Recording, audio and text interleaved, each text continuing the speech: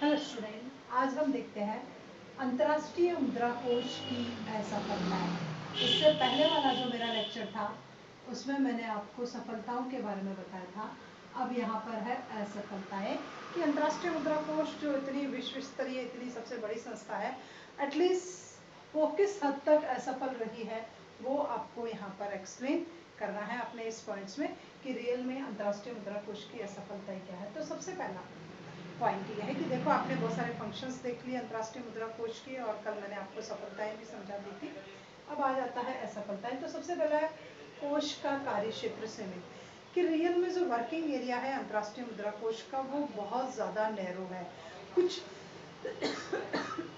Particular sector ही है जहाँ पर अंतर्राष्ट्रीय मुद्रा कोष अपना काम करता है। जैसे यह है कि चालू लेन देन से संबंधित विदेशी विनिमय के सौदे होते हैं, एटलीस्ट उन्हीं को सल्टाने का काम करता है। कि रिसेंट टाइम में आपकी एक्सचेंज रेट को लेकर के अगर कोई प्रॉब्लम हो रही है, उससे रिलेटेड कोई है, तो ये केवल मात्र उसी को सॉल्व करने पर काम करता है। लेकिन अंतर्राष्ट्रीय स्तर पर बहुत सारी समस्याएं हैं जिनके समाधान की आवश्यकता है, लेकिन अंतर्राष्ट्रीय मुद्रा कोष अपना ध्यान उस तरफ नहीं देता है। इस वजह से इसको जो आलोचित कर रहे हैं वो अर्थशास्त्री कह रहे हैं कि अंतर्राष्ट्रीय मुद्रा कोष का कार्य क्षेत्र केवल मात्र विनिमय दरों या सहायता देने तक ही सीमित है। इसके अलावा इसके द्वारा बहुत सारे कार्य होते हैं अंतर्राष्ट्रीय स्तर पर, वो संपादित नहीं किए जा रहे हैं। उसके बाद है नेक्स्ट आती है मुद्रा कोष द्वारा निर्धारित प्रारंभिक दरें अनुपयुक्त। कि मुद्रा कोष ने अंतर्राष्ट्रीय मुद्रा कोष ने जो स्टार्टिंग में एक्सचेंज रेट जो है मेंबर कंट्रीज की डिसाइड की थी, वो जो एक्सचेंज रेट डिसाइड की थी वो उस टाइम पीरियड की उनकी मॉनेटरी वैल्यू को लेकर के थी। कि कई देशों की विनिमय दरें ऐसे समय पर निश्चित की गई जबकि इनकी मुद्राएं अधिमूल्यित थी। तो जब अंतर्राष्ट्रीय मुद्रा कोष ने एक्सचेंज रेट का डिटर्मिनेशन किया, उस समय उन देशों की जो मुद्राएं थी वो ऑलरेडी ओवर वैल्यूड थी। अब जब वो ओवर वैल्यूड थी और उस समय जाकर के आपने उनके एक्सचेंज रेट का डिटर्मिनेशन किया, तो एक्सचेंज रेट भी हाई जो है वो आई। तो उन मुद्रा को उन जो सदस्य देश थे उनको अपनी मनी को, अपनी करेंसी को एटलीस्ट डिवेल्युएट करना पड़ा, अवमूल्यित करना पड़ा।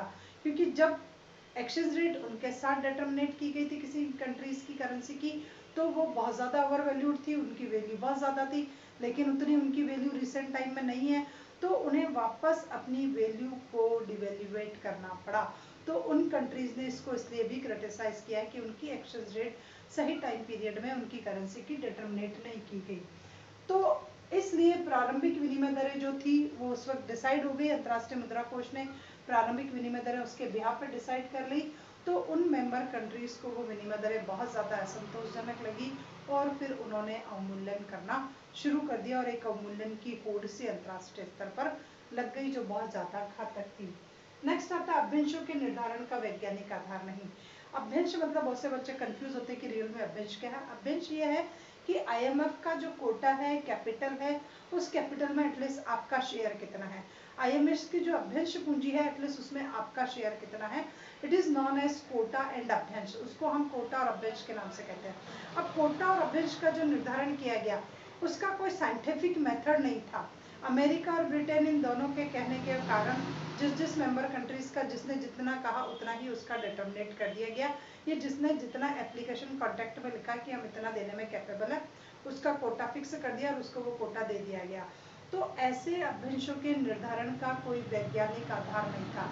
वैज्ञानिक आधार का मतलब आलोचित करने वाले जो अर्थशास्त्री है वो ये कह रहे हैं कि एक साइंटिफिक मेजरमेंट होना चाहिए था, कि वो या तो आपका ट्रेड होता है कि आपके ट्रेड की क्वांटिटी कितनी है, तो टोटल जो आपका इंटरनेशनल ट्रेड होता उसके बेस पर आपकी एक्सचेंज रेट को इवेल्युएट किया जाता, या फिर अदर कोई बेस होता है कि मनी की सप्लाई कितनी है, एक्सपोर्ट इंपोर्ट का क्या रेशियो है, बीओपी की क्या कंडीशन है, बीओपीटी की क्या कंडीशन है, तो उस कंडीशन के बिहाफ पर आपका कोटा फिक्स किया जाता।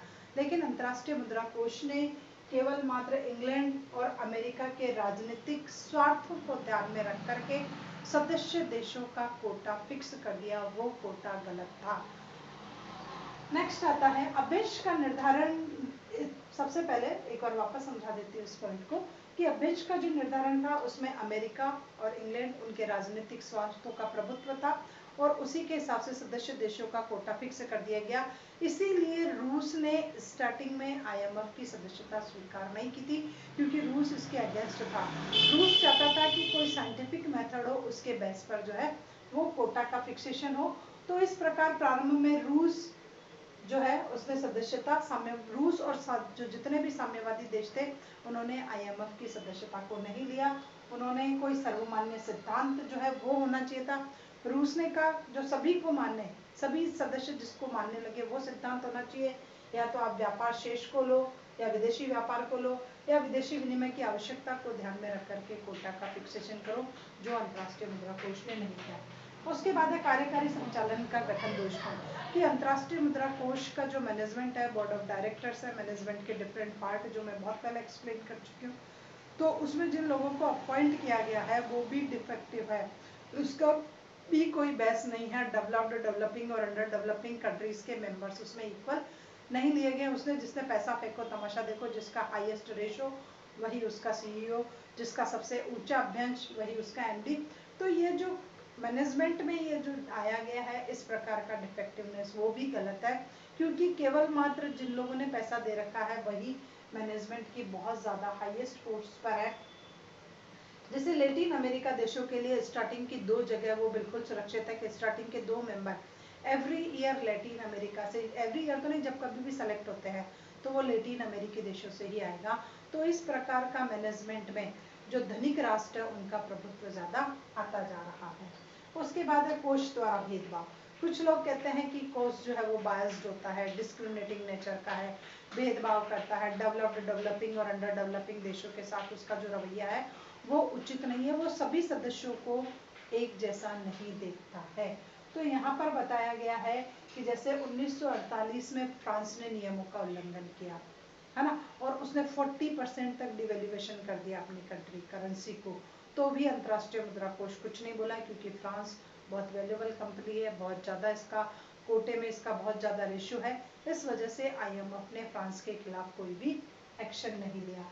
उसके बाद 1956 में ब्रिटेन को उसके कोटा से भी ज़्यादा करंट दे दिया, जबकि कहा गया है कि 200% से एक्सेस का लोन नहीं होना चाहिए, तो भी वो उसको इशू कर दिया गया, तो भी वो गलत माना जाता है। तो इस प्रकार अंतर्राष्ट्रीय मुद्रा कोष जो है वो केवल मात्र जो संपन्न राष्ट्र है उसी के हाथों की खिलाड़ी बना हुआ है। जैसे अमेरिका और इंग्लैंड के हाथों 1968 में और फ्रांस को अपने कोटे का 80% का ऋण देना, वो भी गलत चीज़ें थी। तो अंतर्राष्ट्रीय मुद्रा कोष का जो विकसित राष्ट्रों के प्रति जो रवैया है और विकासशील और अर्धविकसित के प्रति रवैया है वो थोड़ा सा बायस है। अगर हम किसी प्रकार का कोई भी उल्लंघन करते हैं तो हमारे खिलाफ एक्शन होना स्टार्ट हो जाते हैं, और अगर किसी भी रूल्स को ओबे नहीं किया जाता है, डिसओबे किया जाता है डेवलप्ड कंट्री के द्वारा, तो उनके खिलाफ अंतर्राष्ट्रीय मुद्रा कोष किसी भी प्रकार का कोई भी स्टेप नहीं उठाता है। उसके बाद है धनिकों का क्लब। ऐसा माना जाता है कि अंतर्राष्ट्रीय मुद्रा कोष एक धनिकों का क्लब हो गया, जहाँ धनिक लोग आते हैं, एक कोटा डालते हैं और एक दूसरे की मदद कर देते हैं और उस पैसे को बांट लेते हैं। तो ये एक धनिकों का क्लब है, जहाँ उन्हीं के रिसोर्सेज और उन्हीं को लोन, उनके पैसे का यूटिलाइजेशन डेवलपिंग और अंडर डेवलप्ड या बैकवर्ड कंट्रीज के लिए ऑलमोस्ट नहीं होता है।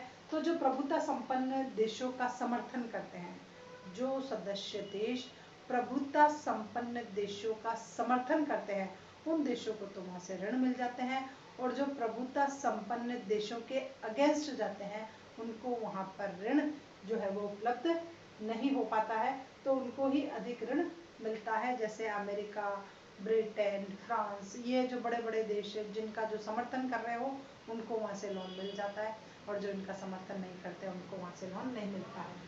उसके बाद है मुद्रा कोष एक दानदात्री संस्था। कुछ लोगों ने कहा है कि मुद्रा कोष अब एक दानदात्री संस्था बन गई, आपने एप्लीकेशन दिया आपको लोन, उसने एप्लीकेशन दिया उसको लोन।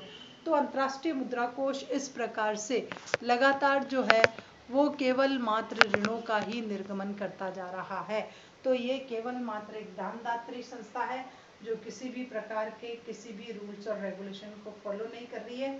जो पर्सन जिन्होंने भी लोन के लिए अप्लाई किया है एटलीस्ट इसके द्वारा उनको लोन का डिस्ट्रीब्यूशन कर दिया जा रहा है। उसके बाद है साख समता पर विचार किए बिना क्रय अधिकार को स्वीकार लेना, कि आपकी क्रेडिट अप्रोच क्या है, इकोनॉमिक कंडीशन क्या है, इनसाइड द कंट्री क्या हो रहा है, इकोनॉमिक की कंडीशन क्या है, ग्रोथ रेट के क्या रेशियो, एक्सपोर्ट इंपोर्ट की क्या कंडीशन है, बीओपी कैसा है, कंट्री की करेंसी में स्टेबिलिटी है या नहीं। बहुत सारे पॉइंट्स होते हैं जिनको ध्यान में रख करके बैंक को लोन देना चाहिए, लेकिन बैंक ऐसा नहीं कर रहा है। साख क्षमता पर विचार किए बिना ही सदस्य राष्ट्रों को ऋणों का निर्गमन करता जाता है, जिससे ऋणों की रिकवरी होने में बहुत ज़्यादा प्रॉब्लम आती है और लोन वापस रिकवरी नहीं हो रहा है, और उसके बाद लोन लोन पे लोन लोन पे लोन लोन पे लोन हो रहा है, लेकिन वापस रिकवरी नहीं हो रही है। तो इससे साधनों का दुरुपयोग हो रहा है। तो बिना साख क्षमता के विचार किए बिना अंतर्राष्ट्रीय मुद्रा कोष द्वारा हर सदस्य देश को बहुत बड़ी बड़ी मात्रा में ऋणों का निर्गमन किया जा रहा है। उसके बाद है अपर्याप्त सहायता। कुछ लोग कहते हैं कि नहीं, ये जो दे रहा है हेल्प वो बहुत कम है रिक्वायरमेंट के, जैसे अभी कोरोना काल में अंतर्राष्ट्रीय मुद्रा कोष द्वारा जो मदद दी जा रही है।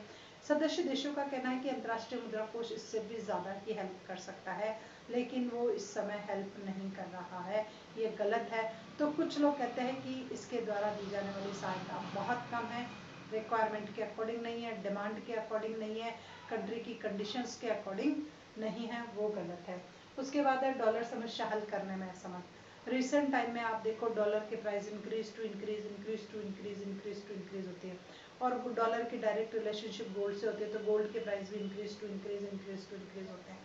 तो डॉलर की प्राइस हाई क्यों हो रहा है? Because it is a valuable currency and high demanded currency. तो अंतर्राष्ट्रीय मुद्रा कोष डॉलर की सप्लाई करने में असफल रहा है। वो जितनी मात्रा में उसकी रिक्वायरमेंट है, उसकी डिमांड है, उसके अकॉर्डिंग वो डॉलर की सप्लाई नहीं कर पा रहा। इसी वजह से डॉलर के प्राइस लगातार इंक्रीज होते जा रहे हैं। उसके बाद है विनिमय नियंत्रणों को हटाने में असमर्थ की। अभी भी बहुत से सदस्य देश ऐसे हैं जिन्होंने अपनी कंट्री में बहुत ज़्यादा एक्सचेंज को कंट्रोल लगा रखा है। वो अपनी कंट्री की करेंसी की सप्लाई मार्केट में उतनी ही करते हैं जितनी उनको लग रहा हो कि रिक्वायरमेंट हो, वो डिमांड को नहीं देखते हैं। तो ये हो रहा है एक्सचेंज कंट्रोल का, कि वो अपनी कंट्री की करेंसी को कितनी वैल्यूएबल समझते हैं और उसकी सप्लाई को कंट्रोल करके चलते हैं, ताकि उसकी डिमांड है तो जो हाई पे करेगा उसको उसकी सप्लाई कर दी जाएगी। तो ऐसे एक्सचेंज कंट्रोल को बहुत ज़्यादा कंट्रीज जो है वो फॉलो कर रहे हैं, तो ये बहुत ज़्यादा गलत है। तो हम कह सकते हैं कि अंतर्राष्ट्रीय मुद्रा कोष की सफलता और असफलता को देखते हुए इसकी सफलताओं के बिंदु ज़्यादा है, असफलताओं के बहुत कम है। आज आप किसी भी काम को करो, लोग उसमें कहीं ना कहीं कुछ मिस्टेक ढूंढ लेते हैं। इसका मतलब ये है कि क्रिटिसाइज करना लोगों का जन्म सिद्ध अधिकार है, लेकिन आपने क्या किया है वो बहुत ज़्यादा मैटर रखता है। तो हम कहेंगे अंतर्राष्ट्रीय मुद्रा कोष एक शीर्ष कैटेगरी की संस्था है, बहुत बड़ी संस्था है, बहुत वर्षों से काम कर रही है, बहुत अच्छा काम कर रही है, और इंडिया के रेफरेंस में तो ये दी बेस्ट इंस्टीट्यूशंस है। इससे हमें इतने ज़्यादा लोन मिले हैं, इतनी ज़्यादा फाइनेंशियल असिस्टेंट मिली है, इतनी ज़्यादा टेक्नोलॉजिकल असिस्टेंट्स मिली है, इतनी ज़्यादा क्राइसिस के टाइम में हेल्प मिली है, ट्रेनिंग प्रोग्राम्स के थ्रू हेल्प मिली है।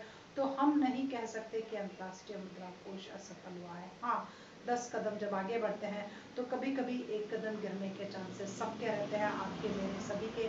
तो ये भी एक संस्था है, एक कदम अगर 10 कदम ऊपर चढ़ने के बाद एक कदम गिर भी जाती है तो ये उसका अधिकार है, वो किसी वजह से गिरी होगी, आपने उसकी टांग खींची होगी, दोनों में से कुछ एक हो सकता है।